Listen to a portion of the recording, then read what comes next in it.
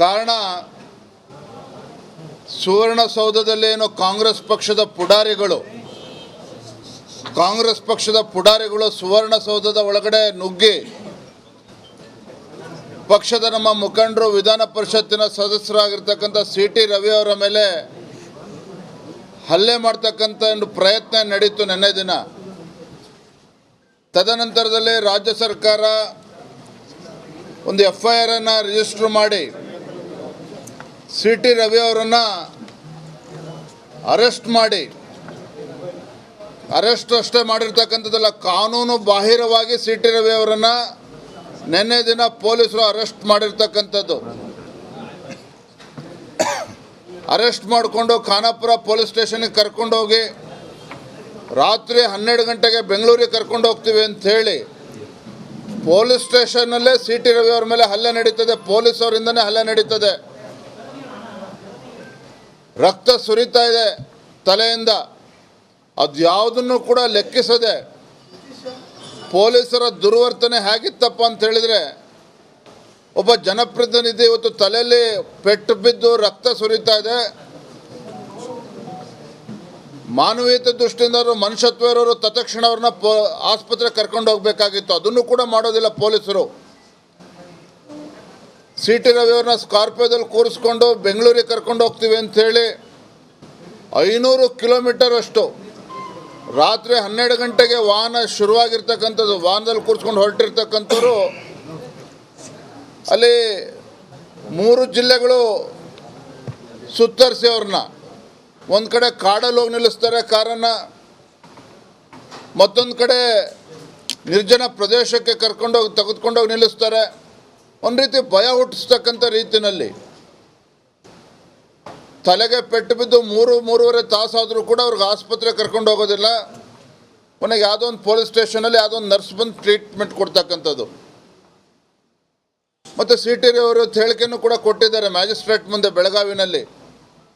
ಪ್ರತಿ ಅರ್ಧ ಗಂಟೆಗೆ ಪೊಲೀಸ್ ಅಧಿಕಾರಿಗಳೇ ನಾವು ವಾಹನದಲ್ಲಿದ್ದರು ಸಿ.ಟಿ. ರವಿ ಅವ್ರ ಜೊತೆಲಿ. ಪ್ರತಿ ಅರ್ಧ ಗಂಟೆಗೆ ದೂರವಾಣಿ ಕರೆ ಬರ್ತಾಯಿತ್ತು. ಮೇಲಧಿಕಾರಿಗಳು ಫೋನ್ ಮಾಡ್ತಾಯಿದ್ರು, ಸಚಿವರು ಫೋನ್ ಮಾಡ್ತಾಯಿದ್ರು, ಮುಖ್ಯಮಂತ್ರಿಗಳು ಫೋನ್ ಮಾಡಿದ್ರು, ನಮಗೆ ಗೊತ್ತಿಲ್ಲ. ಹಾಗಾಗಿ ವಿರೋಧ ಪಕ್ಷದ ನಾಯಕರು ಅದು ಕೂಡ CBI ತನಿಖೆ ಆಗಬೇಕು ಅಂತೇಳಿ ಇವತ್ತು ಆಗ್ರಹ ಮಾಡಿದ್ದಾರೆ. ಒಟ್ಟಾರೆಯಾಗಿ ಪೊಲೀಸರು ಇವತ್ತು ಕಾನೂನಾತ್ಮಕವಾಗಿ ರಕ್ಷಣೆ ಕೊಡಬೇಕಾಗಿರ್ತಕ್ಕಂಥ ಪೊಲೀಸರೇ ಕಾನೂನನ್ನು ಸಂಪೂರ್ಣವಾಗಿ ಗಾಳಿಗೆ ತೂರಿ ಒಬ್ಬ ಜನಪ್ರತಿನಿಧಿ ಸಿ.ಟಿ. ರವಿ ಅವ್ರ ಮೇಲೆ ಹಲ್ಲೆನೂ ಕೂಡ ಮಾಡಿ ಅಮಾನವೀಯವಾಗಿ ನಡ್ಕೊಂಡು ಬೆಳಗ್ಗೆ 8 ಗಂಟೆ ತನಕ 500 ಕಿಲೋಮೀಟರ್ ಸುತ್ತರಿಸಿ ಬೆಳಗಾವಿಗೆ ಕರ್ಕೊಂಬಂದಿರ್ತಕ್ಕಂಥದ್ದು. ಇಡೀ ರಾಜ್ಯದ ಜನ, ನಮ್ಮ ಕಾರ್ಯಕರ್ತರು ಆತಂಕದಲ್ಲಿದ್ದರು. ಎಲ್ಲೋದ್ರು ಸಿ.ಟಿ. ರವಿ ಅವರು ಬೆಂಗಳೂರಿಗೆ ಅಂತ ಹೇಳಿದ್ರು, ಬೆಂಗಳೂರಿಗೆ ತಲುಪಲಿಲ್ಲ. ಯಾವ ಊರಿನಲ್ಲಿದ್ದಾರೆ ಯಾವುದೂ ಕೂಡ ಮಾಹಿತಿ ಇಲ್ಲ. ಒಂದು ರೀತಿ ಆತಂಕದ ವಾತಾವರಣ ರಾಜ್ಯದಲ್ಲಿತ್ತು. ಇವತ್ತು ಬೆಳಗ್ಗೆ ಬೆಳಗಾವಿಯ ನ್ಯಾಯಾಲಯದಲ್ಲಿ ನಾವು ಅಲ್ಲೂ ಕೂಡ ಆರ್ಗ್ಯುಮೆಂಟ್ ಆದರೂ ಕೂಡ ಬೆಂಗಳೂರಿಗೆ ಟ್ರಾನ್ಸ್ಫರ್ ಮಾಡಿದ್ರು. ಮತ್ತು ರಾಜ್ಯದಲ್ಲಿ ಆತಂಕ. ಕಾರಣ ಸುವರ್ಣಸೌಧದಲ್ಲೇನು ಕಾಂಗ್ರೆಸ್ ಪಕ್ಷದ ಪುಡಾರಿಗಳು ಸುವರ್ಣಸೌಧದ ಒಳಗಡೆ ನುಗ್ಗಿ ಪಕ್ಷದ ನಮ್ಮ ಮುಖಂಡರು ವಿಧಾನ ಪರಿಷತ್ತಿನ ಸದಸ್ಯರಾಗಿರ್ತಕ್ಕಂಥ ಸಿ.ಟಿ. ರವಿ ಅವರ ಮೇಲೆ ಹಲ್ಲೆ ಮಾಡ್ತಕ್ಕಂಥ ಒಂದು ಪ್ರಯತ್ನ ನಡೀತು ನಿನ್ನೆ ದಿನ. ತದನಂತರದಲ್ಲಿ ರಾಜ್ಯ ಸರ್ಕಾರ ಒಂದು FIR ಅನ್ನು ರಿಜಿಸ್ಟರ್ ಮಾಡಿ ಸಿ.ಟಿ. ರವಿ ಅವರನ್ನು ಅರೆಸ್ಟ್ ಮಾಡಿ, ಅರೆಸ್ಟ್ ಅಷ್ಟೇ ಮಾಡಿರ್ತಕ್ಕಂಥದ್ದಲ್ಲ, ಕಾನೂನು ಬಾಹಿರವಾಗಿ ಸಿ.ಟಿ. ರವಿ ಅವರನ್ನು ನಿನ್ನೆ ದಿನ ಪೊಲೀಸರು ಅರೆಸ್ಟ್ ಮಾಡಿರ್ತಕ್ಕಂಥದ್ದು. ಅರೆಸ್ಟ್ ಮಾಡಿಕೊಂಡು ಖಾನಾಪುರ ಪೊಲೀಸ್ ಸ್ಟೇಷನ್ಗೆ ಕರ್ಕೊಂಡೋಗಿ ರಾತ್ರಿ 12 ಗಂಟೆಗೆ ಬೆಂಗಳೂರಿಗೆ ಕರ್ಕೊಂಡು ಹೋಗ್ತೀವಿ ಅಂತ ಹೇಳಿ ಪೊಲೀಸ್ ಸ್ಟೇಷನ್ನಲ್ಲೇ ಸಿ.ಟಿ. ರವಿ ಅವರ ಮೇಲೆ ಹಲ್ಲೆ ನಡೀತದೆ. ಪೊಲೀಸವರಿಂದನೇ ಹಲ್ಲೆ ನಡೀತದೆ. ರಕ್ತ ಸುರಿತಾ ಇದೆ ತಲೆಯಿಂದ. ಅದು ಯಾವುದನ್ನು ಕೂಡ ಲೆಕ್ಕಿಸದೆ ಪೊಲೀಸರ ದುರ್ವರ್ತನೆ ಹೇಗಿತ್ತಪ್ಪ ಅಂತ ಹೇಳಿದರೆ, ಒಬ್ಬ ಜನಪ್ರತಿನಿಧಿ ಇವತ್ತು ತಲೆಯಲ್ಲಿ ಪೆಟ್ಟು ಬಿದ್ದು ರಕ್ತ ಸುರಿತಾ ಇದೆ. ಮಾನವೀಯತೆ ದೃಷ್ಟಿಯಿಂದ ಮನುಷ್ಯತ್ವ ಇರೋರು ತತ್ಕ್ಷಣ ಅವ್ರನ್ನ ಆಸ್ಪತ್ರೆಗೆ ಕರ್ಕೊಂಡು ಹೋಗಬೇಕಾಗಿತ್ತು. ಅದನ್ನು ಕೂಡ ಮಾಡೋದಿಲ್ಲ ಪೊಲೀಸರು.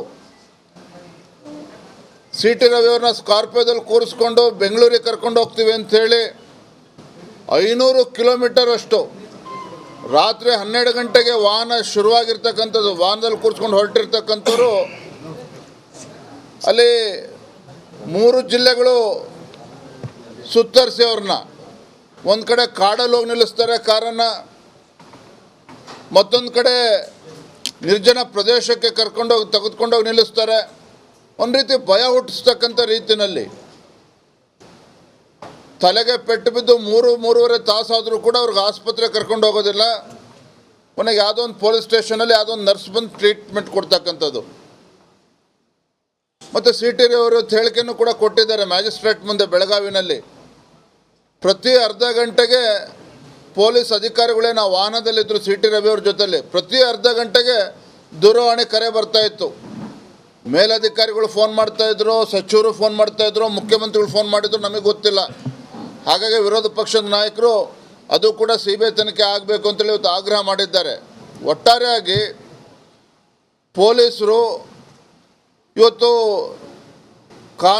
ಕಾನೂನಾತ್ಮಕವಾಗಿ ರಕ್ಷಣೆ ಕೊಡಬೇಕಾಗಿರ್ತಕ್ಕಂಥ ಪೊಲೀಸರೇ ಕಾನೂನನ್ನು ಸಂಪೂರ್ಣವಾಗಿ ಗಾಳಿಗೆ ತೂರಿ ಒಬ್ಬ ಜನಪ್ರತಿನಿಧಿ ಸಿ ಟಿ ರವಿ ಅವ್ರ ಮೇಲೆ ಹಲ್ಲೆನೂ ಕೂಡ ಮಾಡಿ ಅಮಾನವೀಯವಾಗಿ ನಡ್ಕೊಂಡು ಬೆಳಗ್ಗೆ 8 ಗಂಟೆ ತನಕ 500 ಕಿಲೋಮೀಟ್ರ್ ಸುತ್ತರಿಸಿ ಬೆಳಗಾವಿಗೆ ಕರ್ಕೊಂಬಂದಿರ್ತಕ್ಕಂಥದ್ದು.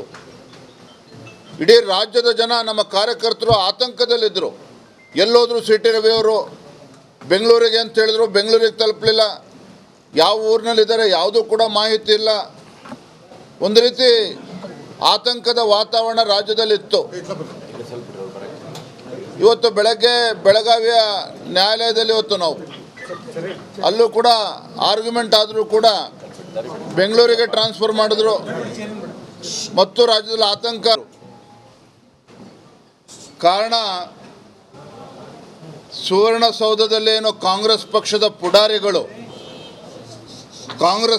ಪುಡಾರಿಗಳು ಸುವರ್ಣಸೌಧದ ಒಳಗಡೆ ನುಗ್ಗಿ ಪಕ್ಷದ ನಮ್ಮ ಮುಖಂಡರು, ವಿಧಾನ ಪರಿಷತ್ತಿನ ಸದಸ್ಯರಾಗಿರ್ತಕ್ಕಂಥ ಸಿ ಟಿ ರವಿ ಅವರ ಮೇಲೆ ಹಲ್ಲೆ ಮಾಡ್ತಕ್ಕಂಥ ಒಂದು ಪ್ರಯತ್ನ ನಡೀತು ನಿನ್ನೆ ದಿನ. ತದನಂತರದಲ್ಲಿ ರಾಜ್ಯ ಸರ್ಕಾರ ಒಂದು FIR ಅನ್ನು ರಿಜಿಸ್ಟರ್ ಮಾಡಿ ಸಿ ಟಿ ರವಿ ಅವರನ್ನು ಅರೆಸ್ಟ್ ಮಾಡಿ, ಅರೆಸ್ಟ್ ಅಷ್ಟೇ ಮಾಡಿರ್ತಕ್ಕಂಥದ್ದಲ್ಲ, ಕಾನೂನು ಬಾಹಿರವಾಗಿ ಸಿ ಟಿ ರವಿ ಅವರನ್ನು ನಿನ್ನೆ ದಿನ ಪೊಲೀಸರು ಅರೆಸ್ಟ್ ಮಾಡಿರ್ತಕ್ಕಂಥದ್ದು. ಅರೆಸ್ಟ್ ಮಾಡಿಕೊಂಡು ಖಾನಾಪುರ ಪೊಲೀಸ್ ಸ್ಟೇಷನ್ಗೆ ಕರ್ಕೊಂಡೋಗಿ ರಾತ್ರಿ 12 ಗಂಟೆಗೆ ಬೆಂಗಳೂರಿಗೆ ಕರ್ಕೊಂಡು ಹೋಗ್ತೀವಿ ಅಂಥೇಳಿ ಪೊಲೀಸ್ ಸ್ಟೇಷನ್ನಲ್ಲೇ ಸಿ ಟಿ ರವಿ ಅವ್ರ ಮೇಲೆ ಹಲ್ಲೆ ನಡೀತದೆ. ಪೊಲೀಸವರಿಂದನೇ ಹಲ್ಲೆ ನಡೀತದೆ. ರಕ್ತ ಸುರಿತಾ ಇದೆ ತಲೆಯಿಂದ. ಅದು ಯಾವುದನ್ನು ಕೂಡ ಲೆಕ್ಕಿಸದೆ ಪೊಲೀಸರ ದುರ್ವರ್ತನೆ ಹೇಗಿತ್ತಪ್ಪ ಅಂತ ಹೇಳಿದರೆ, ಒಬ್ಬ ಜನಪ್ರತಿನಿಧಿ ಇವತ್ತು ತಲೆಯಲ್ಲಿ ಪೆಟ್ಟು ಬಿದ್ದು ರಕ್ತ ಸುರಿತಾ ಇದೆ. ಮಾನವೀಯತೆ ದೃಷ್ಟಿಯಿಂದ ಮನುಷ್ಯತ್ವ ಇರೋರು ತತ್ಕ್ಷಣ ಅವ್ರನ್ನ ಆಸ್ಪತ್ರೆಗೆ ಕರ್ಕೊಂಡು ಹೋಗಬೇಕಾಗಿತ್ತು. ಅದನ್ನು ಕೂಡ ಮಾಡೋದಿಲ್ಲ ಪೊಲೀಸರು. ಸಿ ಟಿ ರವಿ ಅವ್ರನ್ನ ಸ್ಕಾರ್ಪಿಯೋದಲ್ಲಿ ಕೂರಿಸ್ಕೊಂಡು ಬೆಂಗಳೂರಿಗೆ ಕರ್ಕೊಂಡು ಹೋಗ್ತೀವಿ ಅಂಥೇಳಿ 500 ಕಿಲೋಮೀಟರ್ ಅಷ್ಟು ರಾತ್ರಿ 12 ಗಂಟೆಗೆ ವಾಹನ ಶುರುವಾಗಿರ್ತಕ್ಕಂಥದ್ದು, ವಾಹನದಲ್ಲಿ ಕೂರಿಸ್ಕೊಂಡು ಹೊರಟಿರ್ತಕ್ಕಂಥವ್ರು ಅಲ್ಲಿ 3 ಜಿಲ್ಲೆಗಳು ಸುತ್ತರಿಸಿ ಅವ್ರನ್ನ ಒಂದು ಕಡೆ ಕಾಡಲ್ಲಿ ಹೋಗಿ ನಿಲ್ಲಿಸ್ತಾರೆ ಕಾರನ್ನು, ಮತ್ತೊಂದು ಕಡೆ ನಿರ್ಜನ ಪ್ರದೇಶಕ್ಕೆ ತೆಗೆದುಕೊಂಡೋಗಿ ನಿಲ್ಲಿಸ್ತಾರೆ. ಒಂದು ರೀತಿ ಭಯ ಹುಟ್ಟಿಸ್ತಕ್ಕಂಥ ರೀತಿಯಲ್ಲಿ ತಲೆಗೆ ಪೆಟ್ಟು ಬಿದ್ದು 3-3.5 ತಾಸಾದರೂ ಕೂಡ ಅವ್ರಿಗೆ ಆಸ್ಪತ್ರೆಗೆ ಕರ್ಕೊಂಡು ಹೋಗೋದಿಲ್ಲ. ಕೊನೆಗೆ ಯಾವುದೋ ಒಂದು ಪೊಲೀಸ್ ಸ್ಟೇಷನಲ್ಲಿ ಯಾವುದೋ ಒಂದು ನರ್ಸ್ ಬಂದು ಟ್ರೀಟ್ಮೆಂಟ್ ಕೊಡ್ತಕ್ಕಂಥದ್ದು. ಮತ್ತು ಸಿ ಟಿ ರವಿ ಅವರು ಹೇಳಿಕೆಯನ್ನು ಕೂಡ ಕೊಟ್ಟಿದ್ದಾರೆ ಮ್ಯಾಜಿಸ್ಟ್ರೇಟ್ ಮುಂದೆ ಬೆಳಗಾವಿನಲ್ಲಿ. ಪ್ರತಿ ಅರ್ಧ ಗಂಟೆಗೆ ಪೊಲೀಸ್ ಅಧಿಕಾರಿಗಳೇ ನಾವು ವಾಹನದಲ್ಲಿದ್ದರು ಸಿ ಟಿ ರವಿ ಅವ್ರ ಜೊತೆಲಿ. ಪ್ರತಿ ಅರ್ಧ ಗಂಟೆಗೆ ದೂರವಾಣಿ ಕರೆ ಬರ್ತಾಯಿತ್ತು. ಮೇಲಧಿಕಾರಿಗಳು ಫೋನ್ ಮಾಡ್ತಾಯಿದ್ರು, ಸಚಿವರು ಫೋನ್ ಮಾಡ್ತಾಯಿದ್ರು, ಮುಖ್ಯಮಂತ್ರಿಗಳು ಫೋನ್ ಮಾಡಿದ್ರು, ನಮಗೆ ಗೊತ್ತಿಲ್ಲ. ಹಾಗಾಗಿ ವಿರೋಧ ಪಕ್ಷದ ನಾಯಕರು ಅದು ಕೂಡ ಸಿ ಬಿ ಐ ತನಿಖೆ ಆಗಬೇಕು ಅಂತೇಳಿ ಇವತ್ತು ಆಗ್ರಹ ಮಾಡಿದ್ದಾರೆ.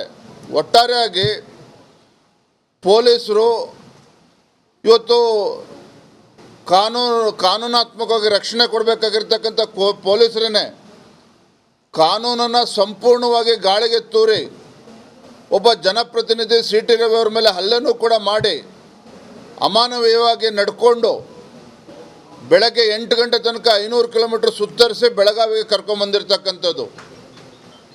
ಇಡೀ ರಾಜ್ಯದ ಜನ ನಮ್ಮ ಕಾರ್ಯಕರ್ತರು ಆತಂಕದಲ್ಲಿದ್ದರು. ಎಲ್ಲೋದ್ರು ಸಿ ಟಿ ರವಿ ಅವರು ಬೆಂಗಳೂರಿಗೆ ಅಂತ ಹೇಳಿದ್ರು, ಬೆಂಗಳೂರಿಗೆ ತಲುಪಲಿಲ್ಲ.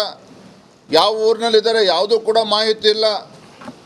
ಒಂದು ರೀತಿ ಆತಂಕದ ವಾತಾವರಣ ರಾಜ್ಯದಲ್ಲಿತ್ತು.